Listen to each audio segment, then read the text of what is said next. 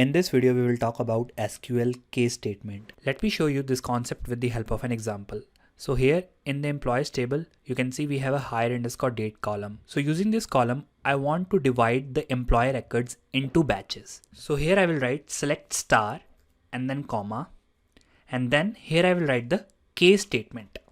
So I will write case to start the case statement. And then to end the case statement, we write end.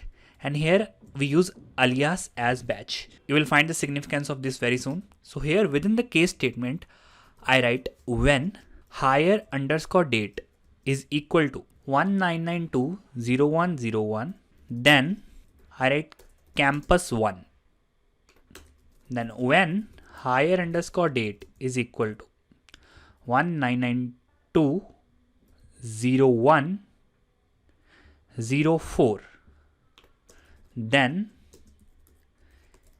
campus 2.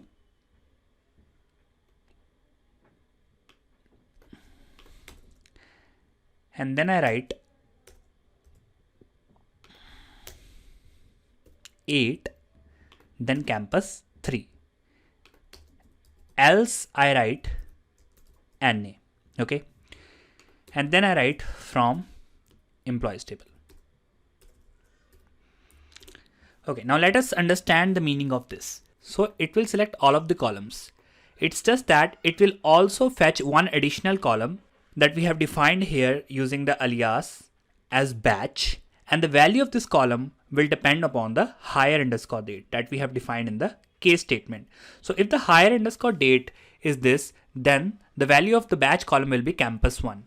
If the hire underscore date is this, then the value of the batch column is campus 2. And if the hire date is this, then the value of the batch column will be campus 3. If the hire date is none of these three values, then the batch value will be NA, that is not applicable. So here you just carefully observe the syntax. Here you have to add a comma, then case, and then you have to write the when and then conditions. And then you make sure you write a else condition also to handle all of those records that do not satisfies any of these conditions. And then you have to write the end keyword to end the case statement. And then you can make use of alias to specify the column name. Let me run this query. So now you see the batch is NA. Let me sort it. And here you see campus 1, and similarly you will also find campus 2 and campus 3 for the different dates. So that's how you can make use of case statement in SQL.